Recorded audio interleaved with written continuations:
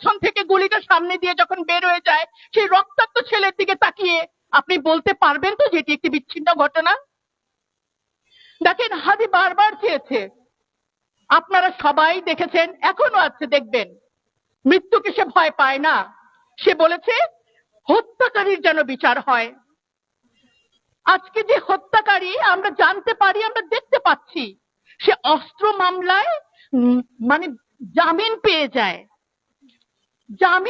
এবং তারপর সে হত্যা করে। আজকে আমরা হাদিকে নিয়ে কথা বলার জন্য এখানে যদি দাঁড়িয়েছি, এর চেয়েও বড় সত্যি তার স্বপ্নকে নিয়ে কথা বলার জন্য দাঁড়িয়েছি। স্বপ্ন কখনো মরে যায় না, হাদিরা কখনোই মরে যায় নাই। আমি বিশ্বাস করি না হাদি মরে গেছে। আমরা যদি কোরআন থেকে বলি শহীদ যে এরকম কোনোদিন মরে না, আমাদের হাদি বেঁচে থাকবে। দেখেন, হাদির সম্পর্কে দুই একটা কথা আমি বলতেই চাই, যেগুলো আপনারা সবাই জানেন। প্রথম আমি তার পরিচয়টাই দিব, সে কিন্তু স্বতন্ত্র। সে তার আদর্শে, তার কাজকর্মে, তার চিন্তা চেতনায় সবকিছুতে সে স্বতন্ত্র। অনেক জুলাই যোদ্ধাদের আমরা কি দেখেছি, তারা ক্ষমতায় যাওয়ার পর নিজেদের আদর্শকে কিন্তু অনেকটাই ভুলে গেছে। আবার অনেক জুলাই যোদ্ধা ক্ষমতা না পেয়ে বিপ্লব থেকে সরে গেছেন। মৃত্যুর জন্য যারা রেডি থাকে, তিনি আমাদের প্রধান উপদেষ্টাকে কি বলেছিলেন, আমাদের হাদি আপনারা নিশ্চয়ই শুনেছিলেন। ও খুব ফানি ছেলে ছিল। ও বলেছিল, আপনার যথেষ্ট বয়স হয়েছে, বাঁচবেন আর কতদিন, এর মধ্যে যদি কোনো একটা ভালো কাজ করে যান, অন্যায়কারীদের নামগুলো যদি প্রকাশ করে যান, 1000 বছর মানুষ আপনাকে মনে রাখবে। আমরা আসলে কি কারণে বেঁচে থাকতে চাই, এই জিনিসটা কিন্তু আমাদের ভাবা উচিত। দেখেন, তাকে যারা বিশেষ ত্যাগ দেওয়ার চেষ্টা করেন, আমি আজকে অত্যন্ত গর্বিত যে আমরা আজকে যারা দাঁড়িয়েছি অধিকাংশই হিজাবধারী। আজকে বাংলাদেশে দাড়ি, টুপি এবং হিজাবে যে ট্যাগ দিয়ে আপনারা যে রাজনৈতিক ফায়দা নেওয়ার চেষ্টা করেন, হাদিও তার শিকার ছিল। দুই একটি ঘটনা আপনাদের আমি বলবো। আর তবে প্রথমত তার পরিচয়টা দিয়ে নেই। তিনি অত্যন্ত খোলা মনের ইসলাম ধর্ম প্র্যাকটিশনার, কিন্তু মসজিদের ভিতর ব্যানার তিনি পছন্দ করতেন না, তিনি সেটির বিরোধিতা করেছিলেন। ইনসাফের রাষ্ট্র সে চেয়েছিল, এটাই তার অপরাধ। দেখেন, আপনারা ফেসবুকে দেখতে পাবেন কথাগুলো বলা আছে যে মির্জা আব্বাসের সাথেও তার কিছু কথোপকথন আছে। সেখানে এরকম বলা যে তুমি ইলেকশন কেন করবা, যে আমি তো পলিসি নির্মাণ করতে চাই। তুমি পলিসি নির্মাণ করবা, তোমার অভিজ্ঞতা আছে কিনা? তুমি তো এখন পর্যন্ত ওয়ার্ড কমিশনারই হও নাই। তখন আমাদের হাদি বলেছিল যে আমি তো ওয়ার্ড কমিশনার হব না, আমি তো এমপি হব, আমি তো ভবিষ্যতে জাতিসংঘের সদস্য হব, মহাসচিব হইতে পারি। তার স্বপ্ন কতখানি বড়, এটা কিন্তু আমাদেরকে একটু চিন্তা করতে হবে। দেখেন, আজকে অনেক মায়েদেরকে এখানে আমি কাঁদতে দেখছি। 32 বছরের হাদি এমন একজন নেতা, তার একটা বক্তব্য আপনারা দেখবেন ইউটিউবে। সে বলছে যে আমার দলের যারা সবগুলাকে আমার সন্তান মনে হয়, বাচ্চার মতো মনে হয়। সুবহানাল্লাহ, একটা বাচ্চা বয়সী ছেলে তার অনুসারীদেরকে বলছে, তার দলের লোকদেরকে বলছে তার বাচ্চা মনে হয়। আমি আরো যদি বলি যে দেখেন, জুলাইয়ের পরেও যারা মানে পথচ্যুত হয়ে গেছে, কিন্তু তাদের সাথে তিনি বন্ধুত্ব করে রাখতে চেয়েছে। সে আফসোস করেছে, একসাথে হতে চেয়েছে। একবার একটা ঘটনা আপনারা দেখেন, নির্বাচনী প্রচারণায় তার উপরে একটা ফ্ল্যাট থেকে ময়লা পানি ফেলা হয়েছে। সে উপরে তাকিয়ে বলছে, ফেলেন, আর যতবার ময়লা পানি ফেলেন, কিন্তু আমরা কিন্তু ভোট চাই। আমরা হলে, অন্য কোনো রাজনৈতিক দল হলে আপনারা কি করতেন?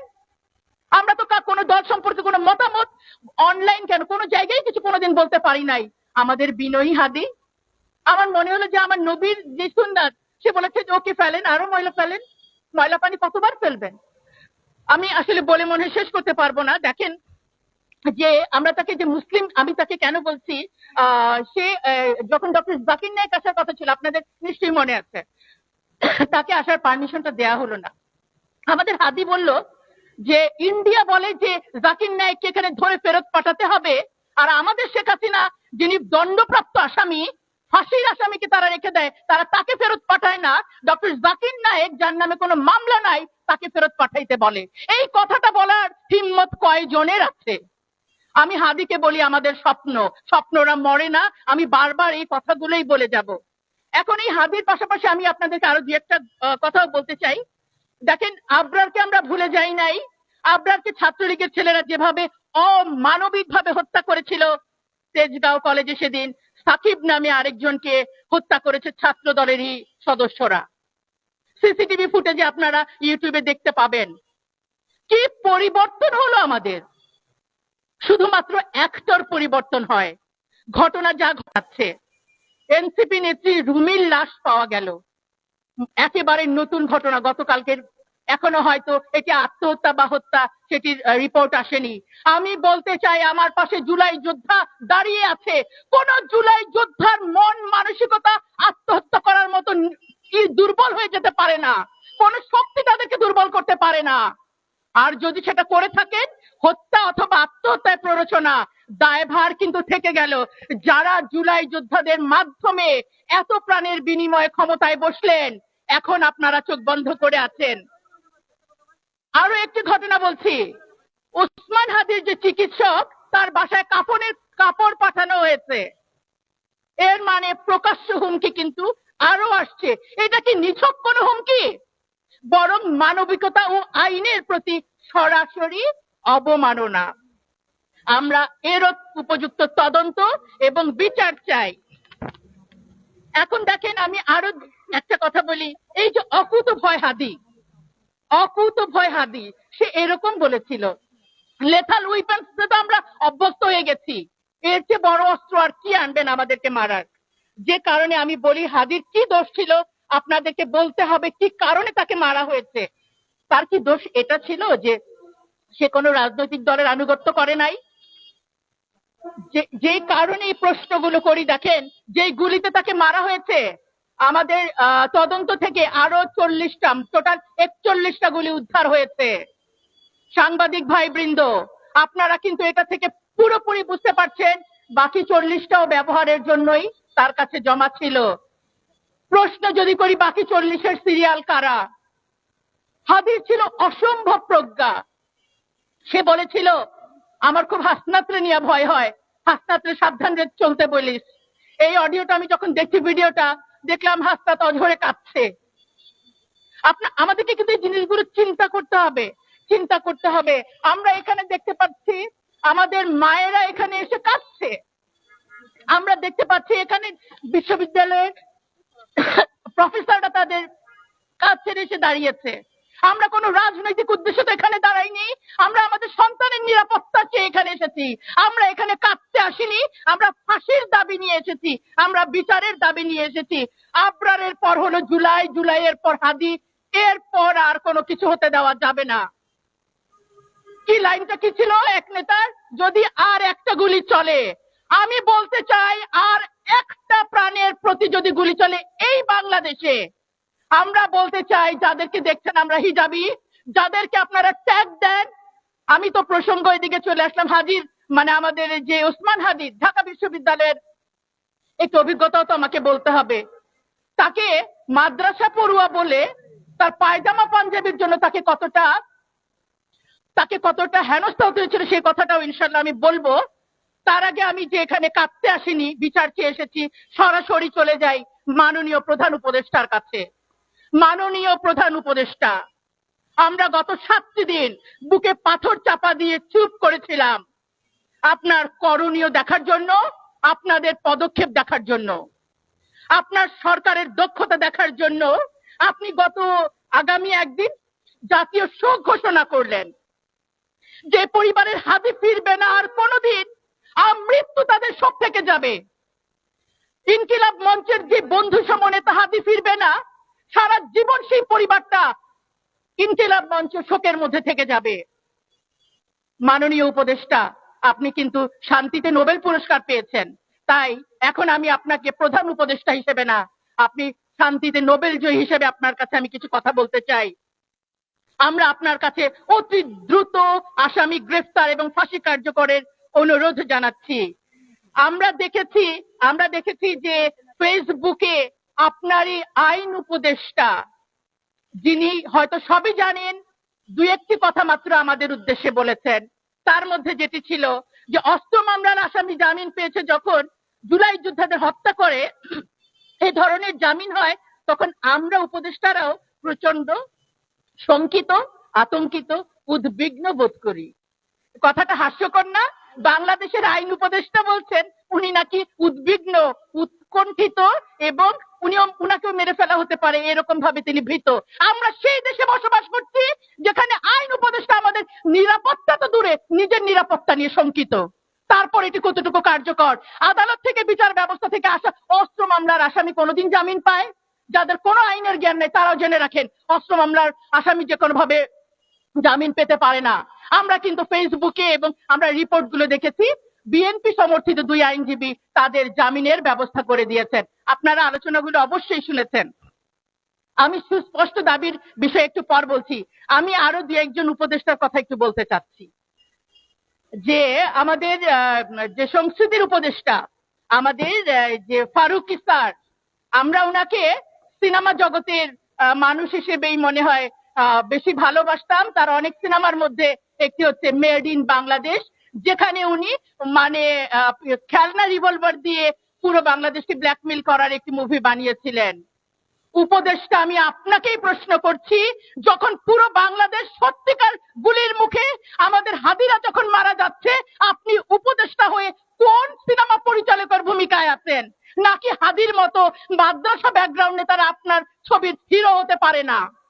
আমি অবশ্যই এই প্রশ্নের জবাব চাই। স্বরাষ্ট্র উপদেষ্টা, উনাকে নিয়ে বলার কোনো ভাষা আমার নাই। তারপরও বলতে চাই, আপনি বিগত স্বরাষ্ট্র উপদেষ্টার ডায়লগ গুলো ভুলে যাবেন না।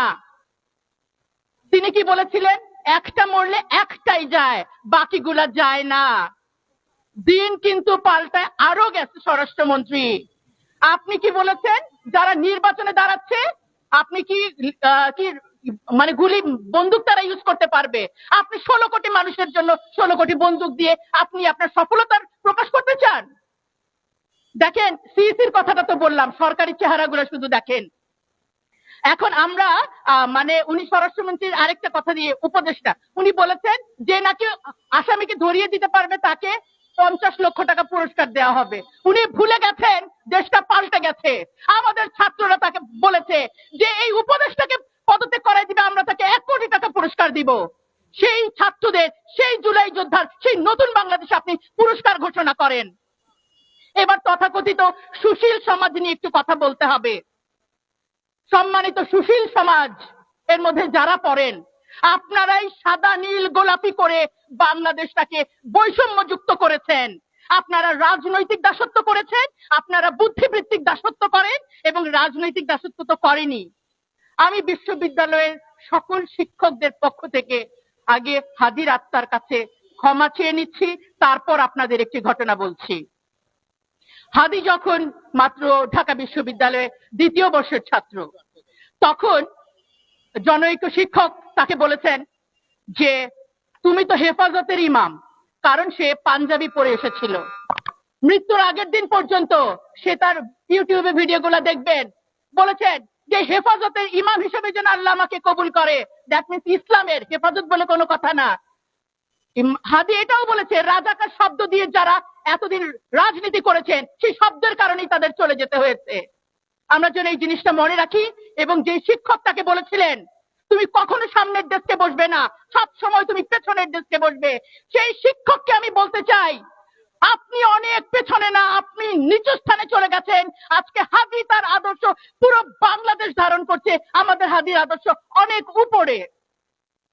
এখন আমি যেটি বলতে চাই যে নারীদের বিষয়টা, সম্মিলিত নারী প্রয়াস, সবার প্রতি আমার কৃতজ্ঞতা, মায়েদের প্রতি। দুঃখ লাগছে সেই জুলাই আন্দোলনের সময় মায়েদের ডাক নামে একটা সংগঠন আমি দেখেছিলাম, এই পুরো সময় জুড়ে তাদের আমি আর দেখলাম না। যখন আমার হাদি রক্তাক্ত তাদের কেউ এলো না। যখন শহীদ মিনারে আমরা সবাই একত্রিত হলাম, তখন ছাত্রদল বিএনপি এটা না হয় বাদে দিলাম, একাত্মতা ঘোষণা করুক না, আমাদের যে আপা উনিও কিন্তু এলেন না, তুলি আপা, আমরা আশা করেছিলাম তিনি আসবেন, কিছুই বললেন না। এখনই যদি আপনারা প্রতিদ্বন্দ্বী থেকে, হাদি তো আপনার প্রতিদ্বন্দ্বী ছিল, তার সময় আপনি একজন বোন হিসাবে, একজন মা হিসাবে আসলেন না, ক্ষমতায় যাওয়ার পর আপনারা কি করবেন? আর নারী কমিশন তো আপনারা শুনেছেন, তারা আমাদের জন্য নাকি খুব ভালো ভালো ব্যবস্থা করেন। গতকালকেও যখন আমাদের জুলাই যোদ্ধা নারীর লাশ পাওয়া যায়, যখন বুয়েটের ছাত্রী ধর্ষিত হয়, যখন নারীদের উপর অত্যাচার চলে, আমার নারী কমিশন তখনও হয়তো চা কফি খাওয়ায় ব্যস্ত থাকেন। এবং তারা বলেন যে পতিতাবৃত্তিকেই বৈধতা দিতে হবে, সমকামিতাকেই দিতে হবে, এবং তারা ওইটাই তাদের আনন্দ, এবং তাদের অনেক বড় সফলতা আছে। তারা আমাদের মহিলা ও শিশু অধিদপ্তরের নাম পাল্টিয়ে এখন নারী ও মানে শিশু অধিকার করেছেন, মহিলা থেকে তারা নারীতে উন্নীত করেছেন। এটা যদি তাদের সফলতা হয় সেটা আপনারা বিবেচনা করবেন। আমি শেষ করব এখনই স্পেসিফিক কিছু দাবি দিয়ে, হাদির একটা স্বপ্ন দিয়ে।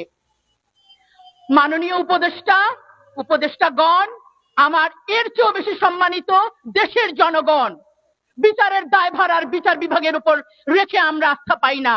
আমরা বলতে চাই, হত্যার বিচার করতে হবে। হাদির চাওয়া যেটি ছিল শেষ, যে হত্যাকারীর বিচার, আমরা সবাই সেটাই চেয়েছি। হত্যাকারীদেরকে গ্রেফতার করে অতি দ্রুত দৃষ্টান্তমূলক শাস্তি নিশ্চিত করুন।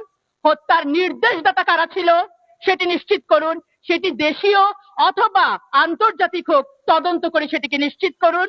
অস্ত্রসহ মামলায় যারা আসামিকে জামিন দিল তাদের বিরুদ্ধে তদন্ত করে ব্যবস্থা নিন, এবং অন্যান্য জুলাই যোদ্ধাদেরকে আপনাদের নিরাপত্তা নিশ্চিত করতে হবে, সেটি আপনাদের দায়িত্ব। এবং সবশেষ, নির্বাচনের যদি নিরাপদ পরিবেশ সৃষ্টি করতে না পারেন, জনগণের ওপর ছেড়ে দেন।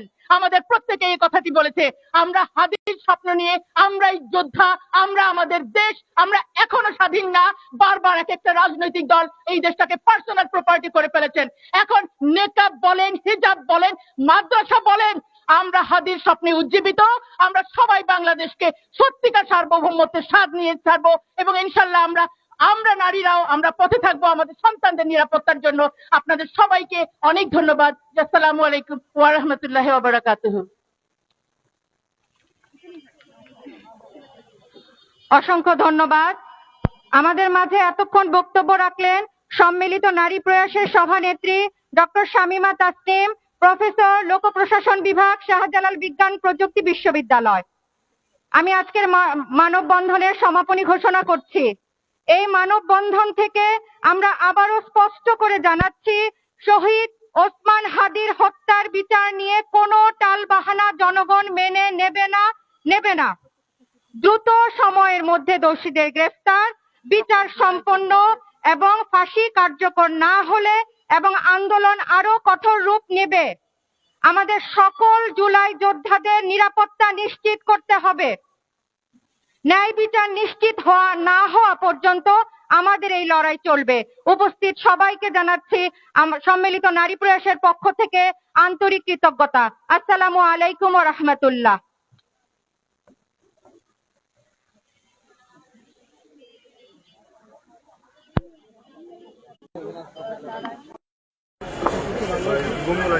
আমার লাল বুম আছে একটা দেখবেন, কোন স্টিকার বানানো।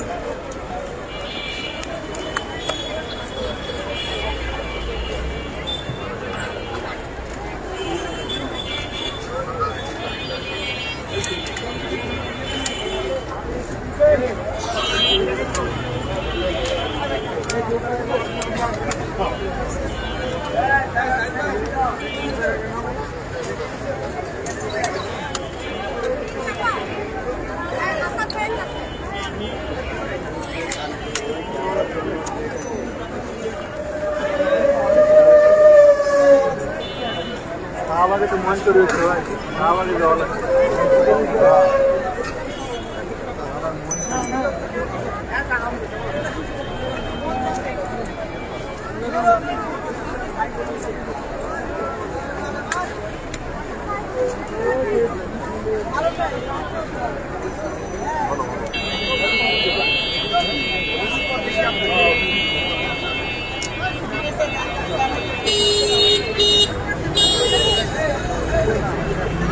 যাও কি?